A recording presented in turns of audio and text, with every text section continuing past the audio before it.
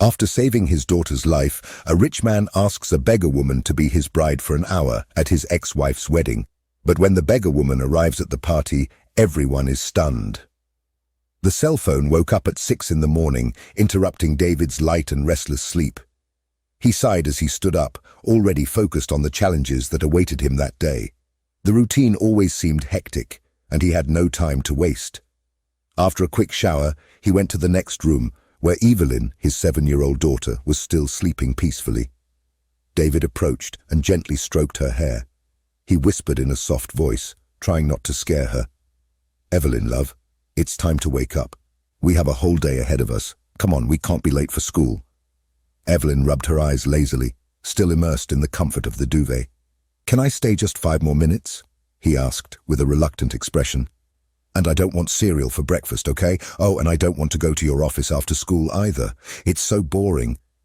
David tried to maintain the balance between the firmness and tenderness she needed.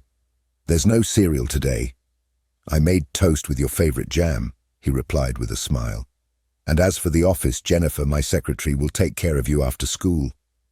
You know you're still too young to be alone at home, plus your nanny is still sick and won't be able to come. Come on, my angel, get up. I'll wait for you at breakfast." David's life was marked by luxury and success. One of the city's most renowned architects, he had a meticulously planned routine from dawn until night. After dropping Evelyn off at school, I headed to the office, where complex projects and negotiations gave no respite. Endless meetings filled his day, which often stretched late into the night. Since his divorce with Layla and his ex-partner Gail's betrayal, David has focused even more on work, opening his own architecture office after the painful dissolution of his previous partnership. The decision to start over was brave but exhausting. In a short time, he rebuilt his reputation, regaining important clients and establishing new connections in neighboring cities. However, success had its price. Time with Evelyn was scarce. Sometimes he had to take his daughter to the office after school, as the long work hours made him worry about leaving her alone.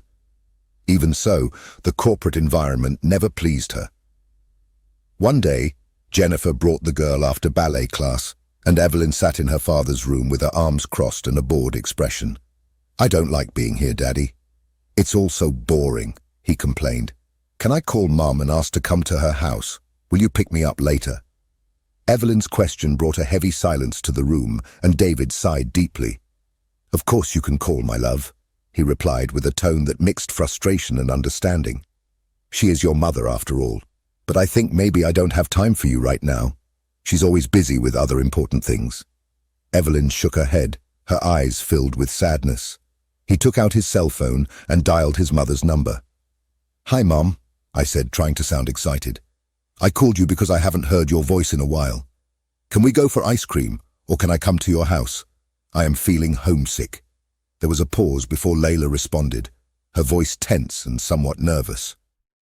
"Honey, I can't today," he said. "I'm full of things to do. You know Mom is always busy. If I get some free time on the weekend, I'll call you, okay?" Evelyn was sad. The childish face made a pout that squeezed David's heart. He knew well how much his daughter missed her mother, but the woman simply didn't want to keep in touch with the girl. To distract Evelyn, David thought quickly and did what always worked. He winked and proposed something.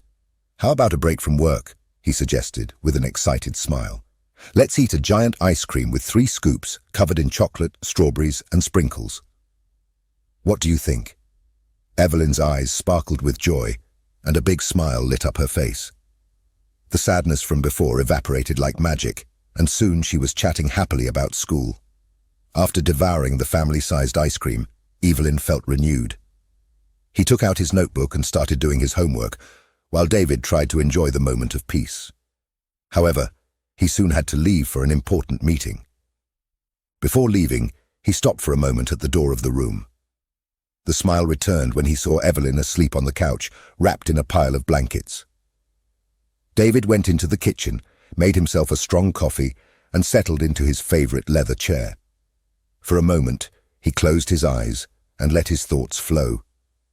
His biggest dream was to guarantee Evelyn a life full of opportunities, something he never had. David's childhood was difficult. He grew up in a home where love was scarce, shrouded in poverty and sadness.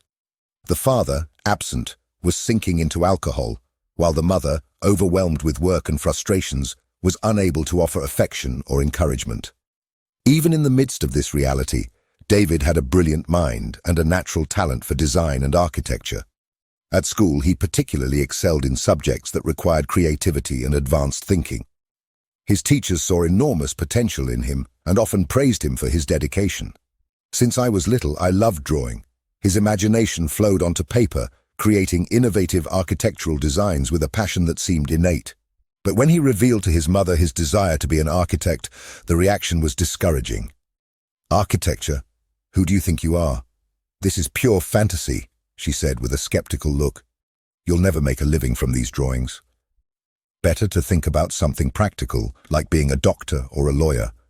Despite the lack of support, David stood firm. Determined to change his destiny, he left his hometown in search of an education that could turn his dreams into reality. The beginning was difficult. Without money, he had to work as a waiter, salesman, and even a doorman to pay the bills. But not even the difficulties made him give up. He studied architecture with all his dedication, surviving on scholarships and odd jobs. It was during his university years that David met Layla. She was an interior design student, full of dreams and talent, who seemed to have a future as promising as his. David, ambitious and captivating, fell in love with her at first sight. The two quickly connected, sharing visions of a future of success and growth together.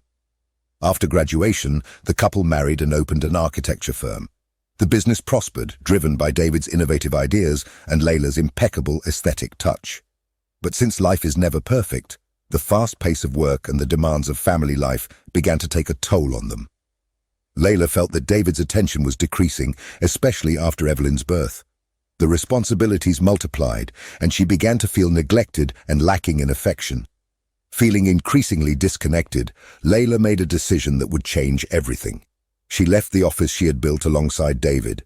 Seeking emotional relief, he ended up getting involved with someone else. It was a troubled time in which she tried to deal with the confusion of feelings while still remaining by David's side for Evelyn's sake. But the emptiness in her heart yearned for something more, a spark that would reignite the passion she missed. It was then that Gail came into his life. He was a new partner at the firm, introduced by David. With his easy smile and charismatic look, Gail quickly won Layla's attention. One night, the two were alone in the office. Gail invited her to dinner, and the friendly conversation soon took a different turn. Layla initially reacted with resistance, but as the night progressed, tensions rose. When she realized it, she was already in Gail's arms, in what would be her first betrayal of her husband. After that night, Layla started to meet Gail more frequently. She made excuses for David, saying that she needed time for herself, that she was exhausted with caring for Evelyn and the pressures of everyday life. The outings became constant, and the relationship with Gail consumed Layla so much that she began to move even further away from her family. Evelyn also felt the impact, being left aside by her mother. Meanwhile, David realized something was wrong. The nights became long and lonely, filled with thoughts of jealousy and frustration. He tried several times to talk to Layla, trying to understand the changes in her behavior, but she always denied any problem, creating excuses that sounded increasingly empty. The affection and tenderness that once existed between them were disappearing, leaving only a shadow of what they once were. Even in the face of so much pain, David refused to give up. I believed it was just a bad phase, that Layla would go back to being the loving partner she was before. She didn't want a divorce, thinking about Evelyn's well-being, who still needed her mother so much. However, when Evelyn turned 5, the situation became untenable. The conflicts reached a critical point, and David had to face the harsh reality that he had been trying to avoid for so long. Layla, unable to deal with the double life she was leading, made a drastic decision. She left David and Evelyn. He left without looking back, leaving only a farewell note. "I'm sorry, but I can't live like this anymore. I fell in love with Gail a long time ago, and I no longer feel anything for you, David. I'm going to file for divorce."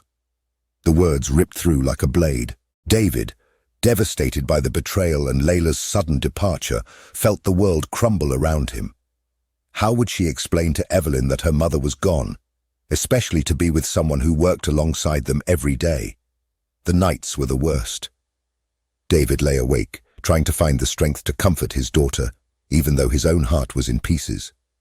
The court case made things even more painful. That was when David discovered that Gail, taking advantage of his trust, had transferred most of the company's assets into his own name. The betrayal was not just limited to his wife, but now it also involved the business he and Layla had built with so much effort. Fortunately, the house where they lived remained with David and Evelyn. It was a small consolation in the midst of so many losses. Despite the humiliation and pain, David refused to let it get him down. Although he was the target of gossip in the city and faced looks of pity or contempt in places he frequented, he decided to move on. His focus turned to rebuilding his life, offering Evelyn all the love and care she deserved.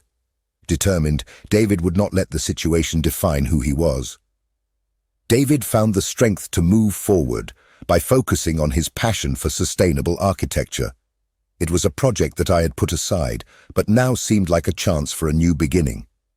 With the help of old friends and support from the community, he began to turn his idea into a reality.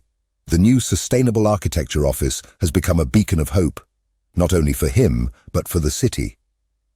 David's projects focused on reusing materials that would previously have been discarded as waste. He led initiatives that changed the way the city dealt with waste, using creativity and innovation to transform the urban landscape. The impact was so great that sometime later David was awarded by the mayor, recognized for his contribution to society. David rebuilt everything he had lost to his former partner and more. His assets grew considerably, but as if a scale lost its balance, the attention to Yuli became less and less. Work took up almost all of her time in an attempt to overcome the pain and damage from a previous relationship that had left deep scars. While David struggled to show love and affection, the fear of repeating the mistakes of his childhood, marked by the absence of parents who worked too much, always haunted him. He reflected on how he could change this situation. Deep in these thoughts, a knock on the door brought him out of his reverie. He got up to answer, but took one last look at Yuli, who was sleeping peacefully on the sofa. Shortly after, Yuli woke up, rubbing her eyes. Still drowsy, she started to do her homework, but the task soon became tedious. Her attention was drawn to the window. On the other side, the street pulsed with life, and a park full of swings, slides, and monkey bars seemed like an irresistible invitation to have fun. Driven by an impulse of adventure, she decided to get out of there while David remained busy. Yuli crossed the street without thinking twice, but the adventure was abruptly cut short by the screeching sound of a car's brakes. A strong hand pulled her back, saving her from danger. Frightened, with tears streaming down her face, the girl looked up and saw an unkempt-looking woman with tangled hair and worn-out clothes. "You need to be more careful when crossing the street, little one," the woman said in a serious but gentle voice. "Now stop crying. Everything is fine. What is your name?" With a trembling voice, Yuli replied, "My name is Yuli." Still crying, she explained, "My dad is working in that building. I just wanted to play a little, but he's going to be mad at me." The woman noticed the fear and innocence in the girl's eyes. With a gentle smile, he offered his hand. "Don't worry, Yuli. I'll take you back before he notices you left. Let's go." Meanwhile, David noticed that Yuli was no longer in the office. His heart raced and he began to blame himself for his daughter's disappearance. He searched the building, checking every room and bathroom, but Yuli was nowhere to be found. Desperate, he called Jennifer, his secretary, to help with the search together. They went out into the street, and it was there that David saw his daughter. Yuli was accompanied by a humble-looking woman, perhaps a homeless woman. Without thinking twice, David ran towards them. "Who are you? What are you doing with my daughter?" David shouted, his voice filled with panic. "Get away from her or I'll call the police." Father, don't yell at her," Yuli begged. "This lady saved me. I almost got hit by a car, and she pulled me back onto the sidewalk. Don't be mad at her, please. I'm sorry, I promise I'll never go out alone again." David hugged Yuli tightly, feeling relief fill his heart. "My love, I was so scared. Please don't do this again. You will never understand how dangerous it is out there. You are the most precious thing I have, my angel. I can't allow anything bad to happen to you." Yuli, still with tears in her eyes, nodded silently. David then turned to the stranger who had saved his daughter. Shame hit him for being so rude moments before. "Ma'am, I'm sorry for yelling at you without understanding what was happening. Thank you very much for saving my daughter."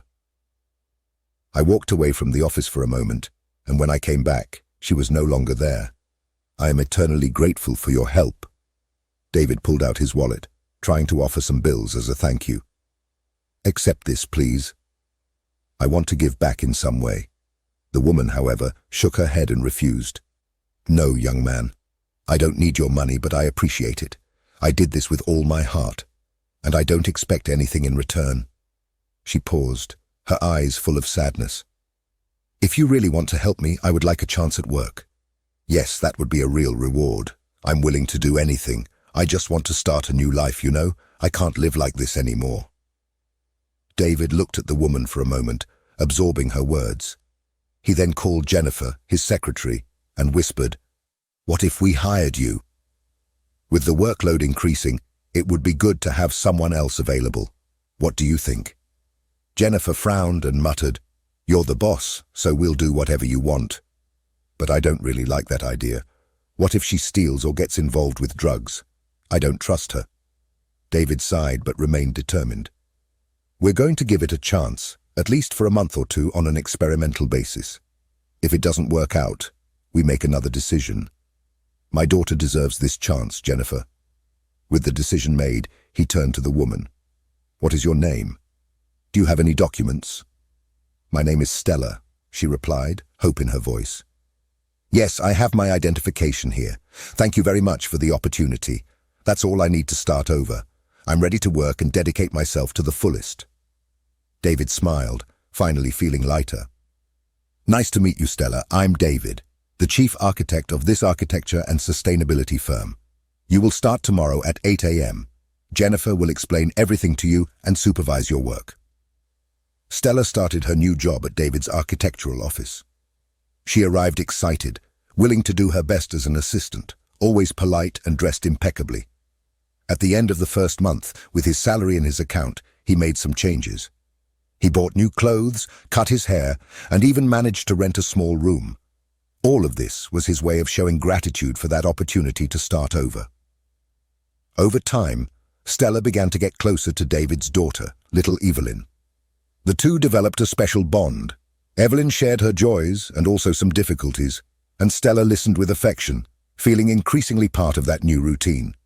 3 months passed, and David was happy with the decision to have her on the team. He praised his commitment and willingness to help with any task. But not everyone in the office was happy with Stella's presence. Jennifer, David's secretary, started to get upset. Jennifer had a secret love for her boss for years, and with her recent separation, she dreamed of becoming more than just an employee. When Stella began to stand out, Jennifer began to see her as a threat. Determined to remove her new assistant, Jennifer devised a plan. One day, he asked Stella to look for some documents, but he left false clues to incriminate her. Minutes later, the scandal began. "David, we have a problem," Jennifer shouted. "I left Stella alone, and when I came back she was going through confidential documents. I'm sure you plan to sell them. I think it's time to fire her. I warned you that hiring someone new could bring risks, and here's the proof." David was surprised.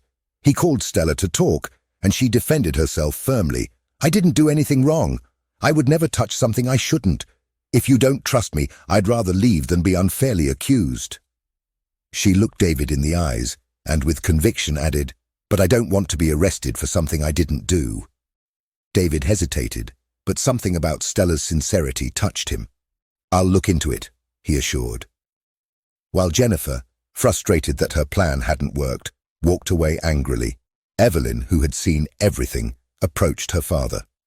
"Daddy, Stella didn't do anything. I saw Jennifer going through the documents. She set everything up to blame Stella because she doesn't like her. I was hiding under the table and I saw everything." David thanked his daughter. "You're quite a detective, Evelyn," he said with a smile. He reviewed the security cameras and confirmed the girl's version. He confronted Jennifer with the evidence. "Why did you do that, after so many years working with me?" Jennifer, embarrassed, hesitated but said with resentment, "That girl came to steal my place. She needed to teach me a lesson." David's anger was visible. He fired Jennifer on the spot. Relieved, Stella thanked him. "Thank you for believing in me. I just want a chance to live like any normal person." David smiled. "You deserve it, and I know I can count on you." It was the beginning of a new phase, with even stronger bonds. David looked at Stella, hesitated for a while, and finally asked, "Forgive my curiosity, but there is something I can't get out of my mind. How did you end up living on the streets? It's hard to understand. You seem like a person like anyone else, away from drugs or alcohol." Stella took a deep breath. Her eyes moistened, but she stared at David firmly. "It's difficult to explain," he began. "My life has always been full of ups and downs. I grew up without having any idea what a stable family was. My father and mother were addicted to alcohol, but to me it seemed normal. The smell of alcohol and cigarettes was constant in our house, and my father always brought different women to sleep there. Maybe that's why I've never been interested in drinking." She paused, gathering the strength to continue. "I managed to finish high school and got into community college. I took some jobs, saved money, and for a while I felt on the rise. I even opened my own business and everything seemed to be going well. It was then that I met a man who I thought was the ideal partner. We got married, but he cheated on me in a devastating way. Not only did he betray me emotionally, he also took all our money. In the blink of an eye, I lost everything. The business, the house. There was nothing left." David listened attentively, without interrupting. "The money ran out, the debts piled up, and I was forced to live on the street. It's an indescribable feeling, an endless void. But you know, when I saved Evelyn, something changed in me. It was as if a flame of hope had been lit again. She gave me the strength to want to rebuild my life. Now I'm trying to get back to normal. My biggest desire is to have a simple life, to form a family, have children, and contribute to society in some way." David listened with attentive eyes, and when Stella finished, he reflected for a moment. "Funnily enough, our stories are more similar than I imagined," he said. "I also grew up in a pretty dysfunctional family. Childhood was not easy, and I prefer not to remember the details. I was married to a woman who left me for my ex-partner. He not only took her, but also a good part of my fortune that I worked so hard to earn." David looked at Stella, with a mix of empathy and sadness. Evelyn still misses her mother, but Layla seems to have forgotten that she has a daughter. It has been more than 3 months since she last came to see her, but like you, I overcame many difficulties, and I'm sure you can too. The most important thing is that you already have the desire to change, and that is essential. Over time, David and Stella became a strong team at the architecture firm. Their hard work and dedication made the business grow and prosper. The atmosphere was one of success and satisfaction, but one morning a new challenge emerged unexpectedly. David opened the email and saw a wedding invitation. At first, he thought it was some kind of mistake, but he soon realized it was real. The invitation came from Layla, his ex-wife, who was about to marry Gail, David's ex-partner. Just thinking about the situation made a knot form in his stomach. Facing his ex's marriage to someone who had betrayed him would not be easy. While I was still processing the news, the phone rang. On the other side of the line, there was a large Chinese investor, owner of a series of construction companies, who had been promising $1 million contract for some time. "Hi, David, I hope you're doing well. I'll be in your city for the wedding, and I thought we could take the opportunity to talk about the business in person. I was glad to know that despite the divorce, you and your ex-wife maintain a good relationship. My trip is short, so I need you to be there to discuss this. Can you guarantee me you will?" David was speechless for a few seconds. He knew this was a great opportunity for growth for the firm, a golden chance. But the idea of going to the wedding and seeing Gail's face, happy and shameless next to Layla's, was humiliating. Even so, he replied without thinking too much, "Of course I'll be there. It will be a pleasure to talk to you at the event." After hanging up, David still felt dazed. He went back to his email and reread the invitation several times. Why would Layla invite me to her wedding? He asked himself, intrigued. She doesn't even bother to keep in touch with Evelyn, our daughter. Is this some kind of ploy to humiliate me in front of everyone?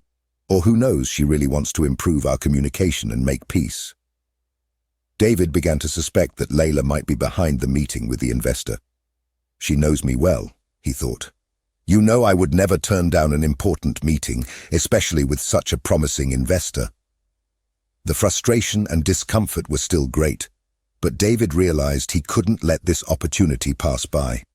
Even though it would be difficult to face Gail and Layla together, the prospect of such a significant contract could benefit the office and the community. At least it would be easier to show up with a girlfriend, he thought, shaking his head. But where will I find someone to accompany me until next week?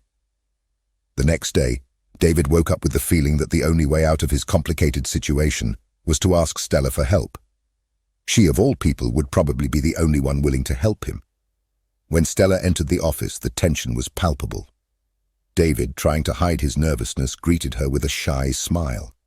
Stella noticed his discomfort and with a bit of hesitation commented, "You once told me that if I needed anything, you would be there. Well, now it's you who needs it, and I'm here." David took a deep breath before starting to explain. "I'm in a complicated situation with a potential client. I need you to pretend to be my girlfriend, just for today. I know it's a big ask, but it will have a positive impact on our company and who knows, on many people's lives." He looked at her, hope evident in his eyes. Stella frowned, visibly surprised. "Look, David, you know I would help in any way, but people will realize that I don't fit into this world. This could make things worse." David, more confident, quickly replied, "Don't worry about it. The idea is that my ex-wife sees me with you and realizes what she lost by leaving me for that guy, Gail. Furthermore, Yuli's presence at this event is important to close a big deal. We don't even need to stay long, just long enough to make the right impression." Stella sighed, considering the proposal. "You promise it won't be awkward, and that I don't need to do anything but smile and stay by your side?" "I promise," David assured. "I'm going to buy you an amazing dress and prepare a story that makes sense. Just having you there will help a lot." The big day arrived, and the atmosphere in the elegant restaurant was filled with prominent figures. David entered hand in hand with Stella, who was wearing an elegant dress that highlighted her silhouette. She looked radiant. Her high heels and impeccable hairstyle complemented her look. David, in turn, wore a suit that highlighted his confident posture. Together, they formed a couple that attracted attention, eliciting smiles and whispers of approval from the guests. When they finally approached the bride and groom, David greeted Layla and Gail with an enigmatic smile. "Congratulations on your wedding. May this union bring you everything you seek. A gift from me and my fiancée, Stella." Stella, with a provocative gleam in her eye, added, "Congratulations, Layla." "Congratulations, Gail. We wish you the happiness that we found. I don't know how I got so lucky to have David by my side." Layla was visibly surprised and somewhat shaken. Watching the couple walk away, a mixture of surprise and jealousy washed over her. He looked at David and Stella curiously, trying to understand what was happening. "Who is this woman?" he thought, without hiding his annoyance. "I imagined David would be devastated after our split, but it looks like he's already found someone new. I need to find out more about her." Doubt persisted in Layla's eyes, while the scene of David and Stella together became an enigma that she knew she needed to unravel. The party was lively and Davy felt confident. He had managed to make the desired impact on Layla, and to top it off, the conversation with the client interested in sustainable projects was going very well. Everything seemed to be in their favor until the situation took an unexpected turn. Layla, visibly altered by the drink and full of anger, impulsively grabbed the microphone. "I have something to tell everyone," he announced, with a trembling voice and eyes fixed on David and Stella. "I discovered something surprising. David's new love is not who she says she is. Stella is not a successful businesswoman, nor is she a socialite. She was just homeless before David decided to help." The room fell silent, and Layla continued. "I just confirmed this with Jennifer, his former secretary, who still works as an assistant. I don't want that person at my wedding. I'm afraid of what she might do here. Please leave now." The murmur filled the hall. Guests looked at David and Stella with curious and critical eyes, and the once festive atmosphere became uncomfortable. Stella, trying to contain her shock and embarrassment, whispered to David, "I knew this was going to go wrong." Even nervous, she got up and walked to the stage, facing Layla head-on. She took the microphone from Layla and in a firm voice declared, "I'm leaving now, but first I want to make something clear. It doesn't matter if a person is rich or poor. The essential thing is to have character and dignity. Talking about someone without knowing their story is cruel. Yes, I'm not a socialite, and truth, but I also never stole anything from anyone." He turned to Layla, facing her without fear. "I'm glad you left David. He and Yuli deserve someone much better." With a tense face and suppressed tears, she left the stage and walked towards the exit. David, realizing the damage and pain that everything had caused, went after her. But before he could reach her, a terrible accident happened. Stella, distracted and overcome by emotions, crossed the street without paying attention. A truck passing at high speed was unable to stop in time, and the impact was brutal. Her body fell to the ground, and a red stain quickly formed under her head. Desperate, David screamed for help. Panic spread not only on the street, but also inside the restaurant when the guests realized what had happened. The truck driver ran away, his voice choked with apologies. She crossed without looking. "I couldn't stop in time." An ambulance was called immediately, and paramedics arrived to provide first aid. David held Stella's hand, crying uncontrollably. "Please, Stella, forgive me. This is all my fault. Say something. Open your eyes." One of the paramedics tried to calm him down. "Sir, please calm down. She is unconscious and can't hear you now. The case is serious. There may be internal bleeding. We'll do our best, but be prepared for anything." David cried alone in the hospital hallway, feeling overwhelmed with guilt. Stella meant more to him than he had ever imagined, and the possibility of losing her was unbearable. After emergency surgery, doctors reported that Stella had fallen into a coma. The chances of recovery were uncertain, and the fear of what might happen hung heavy in the air. Every day, David and his daughter Evelyn visited Stella in the hospital. They talked to her, read books aloud, and told her stories, hoping that somehow this would help Stella wake up. Even without answers, David didn't give up.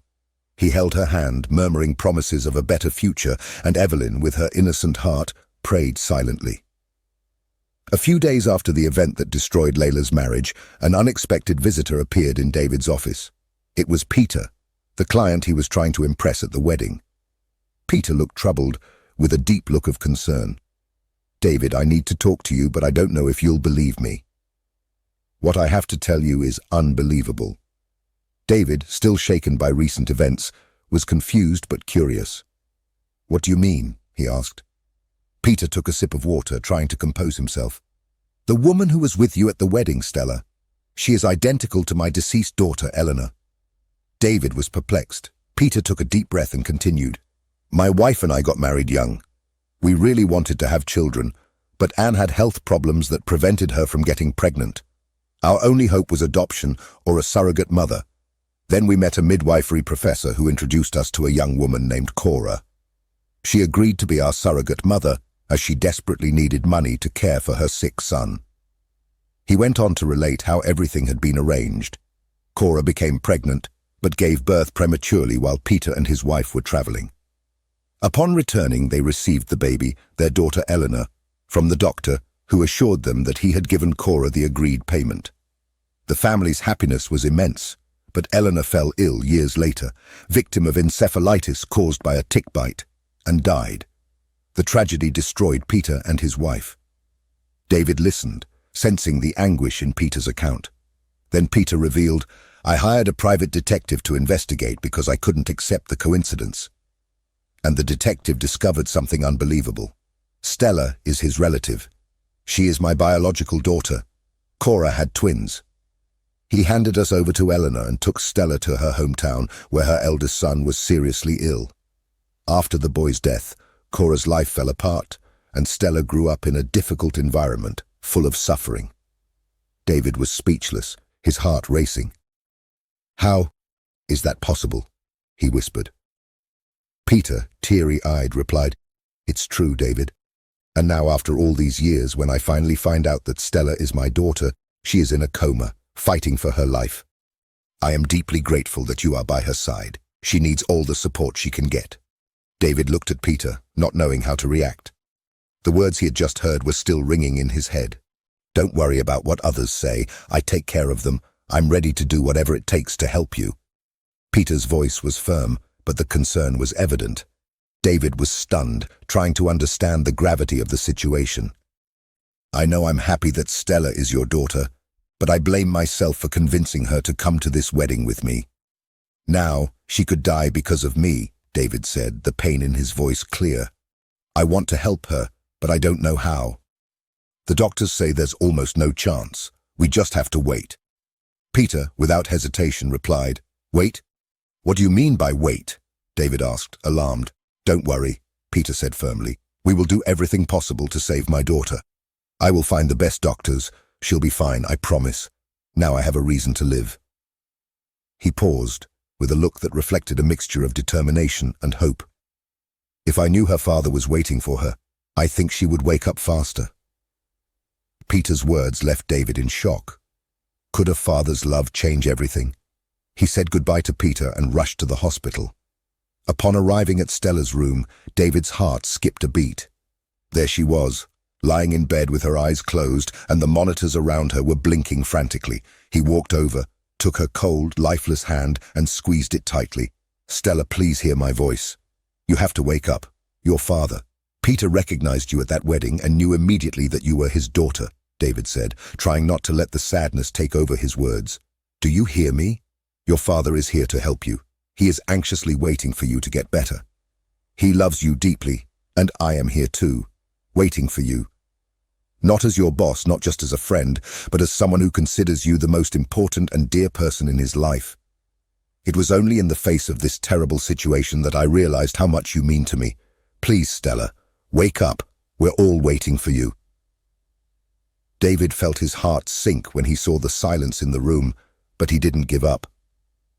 He closed his eyes for a moment and prayed for her to wake up. That was when, suddenly, a small movement of one of Stella's fingers caught his attention. Soon after, the devices began emitting a constant, alarming sound. David jumped out of the chair, running to find the doctors. The doctor, with an incredulous look, said, "This is a true miracle. The possibility of her waking up after so long was almost nil, but here she is, awake. Let's take care of her the best we can." With the city's best doctors now caring for Stella, she began to improve, albeit slowly. At first, she didn't recognize anyone and had to relearn how to talk, eat alone, and eventually, walk. David and Peter didn't leave his side. They were her constant support, always telling her that she would soon be well again.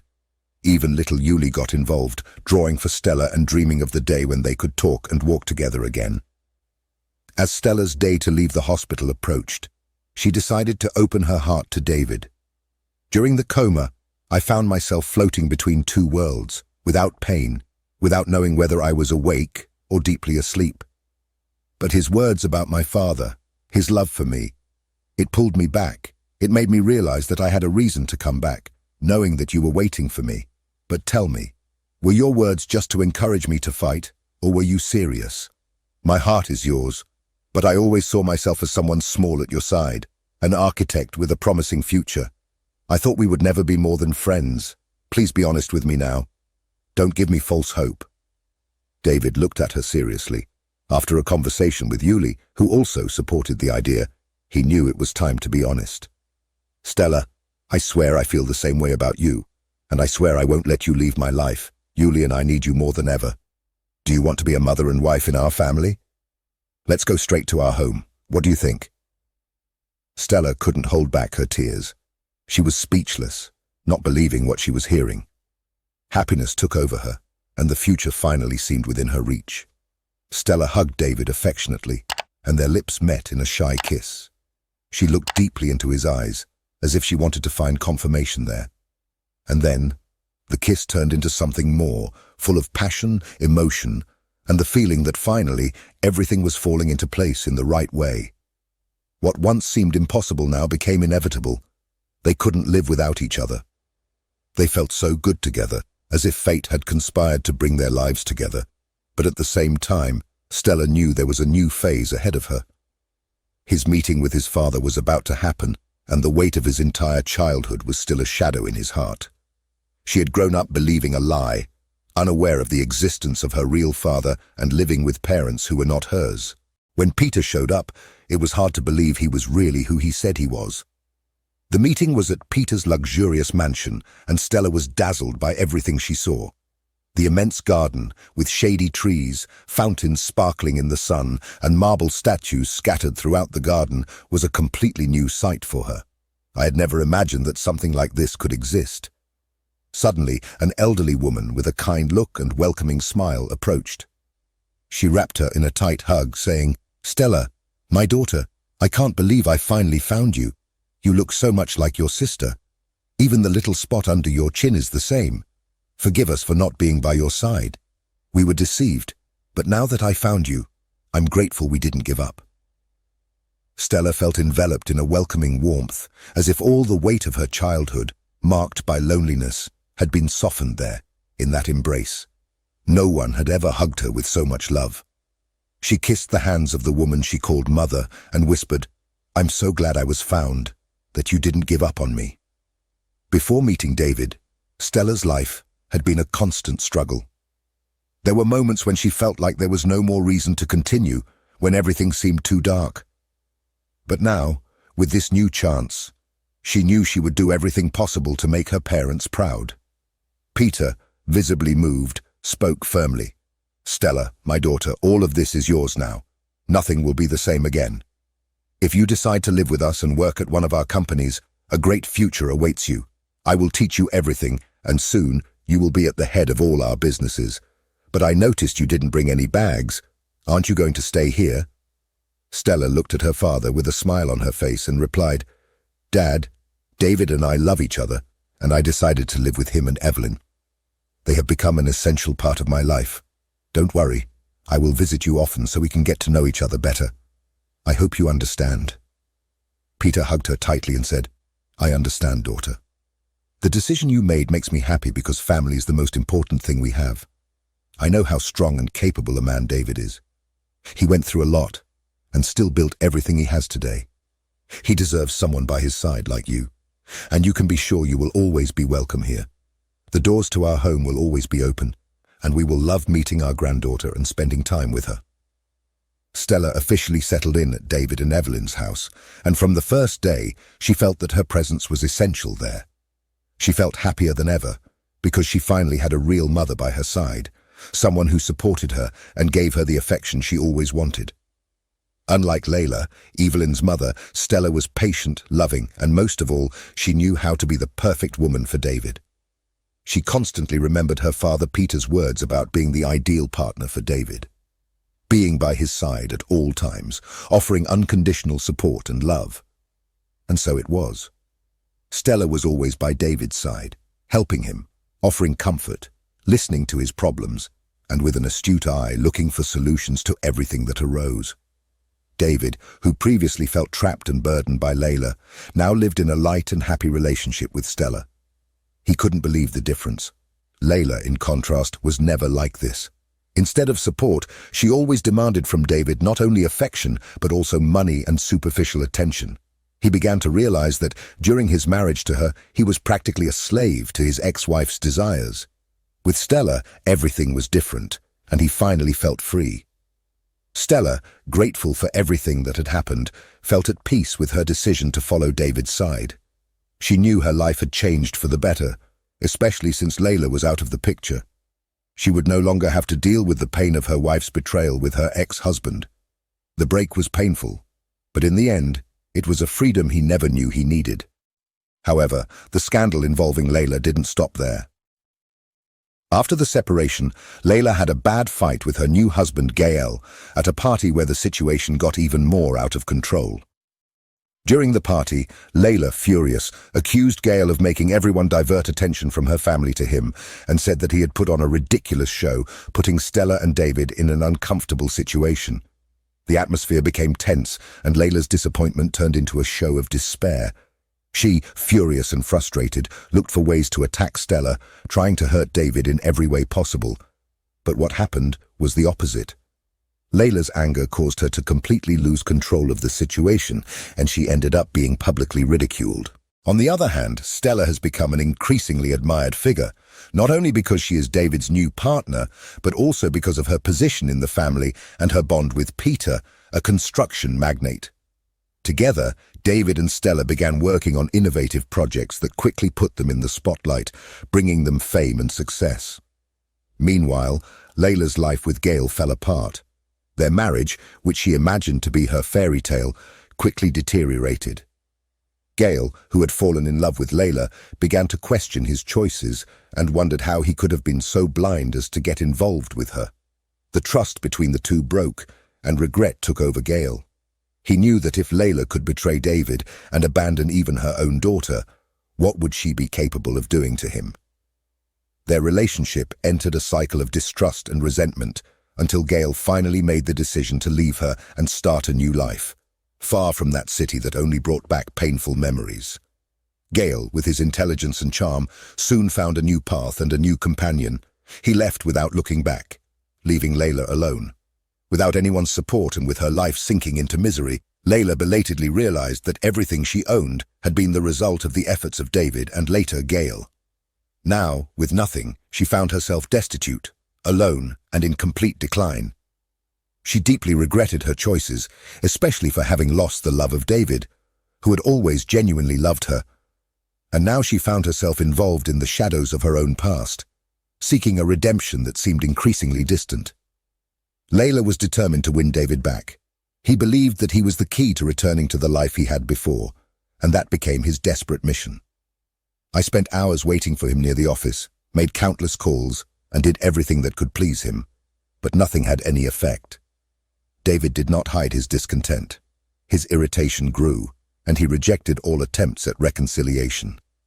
"Please, Layla, stop calling me, stop showing up at my work, and stop looking for me," he said clearly. "You ruined everything we had." "Sorry, but it's impossible to think about reconciliation. I'm happy now, with someone who values what they have. You should have thought of this before. Please leave us alone." Despite David's direct words, Layla refused to accept the end. Deep down, I still believed in a chance for forgiveness, a hope of starting over. When he finally realized there was no turning back, he changed his strategy. She decided she wanted to see her daughter Evelyn, even though David had never stopped her. Contact with Evelyn began to intensify. The girl at first was delighted by her mother's sudden interest. They met on the weekends, and one sunny Saturday in the park, Evelyn couldn't stop talking about Stella, her father's new companion. With her eyes shining, she told how Stella taught her how to draw, make cloth dolls, and always had time to talk. Suddenly, Layla's frustration exploded. "Enough, Evelyn! Why do you only talk about Stella? She's nothing, just an intruder in our lives," she shouted, overcome with jealousy. The girl, frightened by her mother's reaction, asked to leave. But Layla, still trapped in her emotions, tried to convince Evelyn of something unthinkable. "Evelyn, we need to get Stella away. Only then can I return home. We will be a family again. You don't need her. You have me, your mother," he insisted. Evelyn became even more suspicious and afraid. "I want you to be happy, Mum, but can I go home now?" "You never seem happy, and you only get angry," he replied, his eyes filling with tears. Reality hit Layla hard. Discussing these matters with her daughter was a mistake. He tried to alleviate the situation, but tension was already created. In less than an hour, Evelyn called her father. Even though she was reluctant, Layla took her back. At David's house, Stella welcomed her with a warm smile. "Hi, Evelyn. Glad you're back. I need help here. How about making an orange cake that your father loves?" called Stella, creating a welcoming atmosphere. Together, they began the task, and the kitchen was filled with joy. Time passed quickly, and soon night fell. David watched, grateful for the serenity and love that Stella brought to her family. Meanwhile, Layla, consumed with sadness from the frustrating encounter, returned home and sought comfort in alcohol and medication. The guilt and hatred for Stella intensified, to the point of losing herself in destructive thoughts, without realizing that the real problem was in herself, in her own choices that kept her away from everything she loved. Layla decided to take extreme action. With his mind full of confused and impulsive thoughts, he headed to David's house with a terrible plan in mind. Anger and despair consumed her. But before he could do something tragic, fate intervened unexpectedly. After losing control of the car, Layla collided violently with a tree in the nearby street. The impact was so strong that it caused an uproar in the neighborhood. David, Stella and Evelyn heard the loud noise and ran outside, alarmed by the scene. Layla's car was destroyed, and she, covered in blood and visibly injured, was trying to get up. In the midst of pain and despair, Layla began to scream, begging David, "David, you need to come back to me. I am the right choice. Forget this manipulator. We can start again, just us and our darling daughter." Evelyn, seeing her mother in that state, was in shock. Tears ran down her face as she murmured, her voice low and shaking, "Mum, you're wrong. You're drunk and saying horrible things. I don't want to go with you, and I don't want you to talk about Stella like that. She's good for us, please." Evelyn's words hit Layla like a knife. Frustration took over her, and with a confused mind, Layla tried to get closer to Stella and David, driven by a feeling of anger and imbalance. However, the deplorable state she found herself in made her stumble and fall, helpless to the ground. An ambulance was quickly called, and Layla was taken to the hospital. The accident and the seriousness of the situation shook everyone. The news that Layla's life was hanging in the balance brought mixed feelings to David. Relieved, but deeply sad, he found the strength to be even more present as a father. Stella stayed by his side, offering support to Evelyn with all the affection and understanding that the situation required. At Layla's funeral, Evelyn cried a lot, but with the help of Stella and David, she began to understand that her mother's choices were what led her to this tragic end. As the months passed, David, Stella and Evelyn became closer than ever.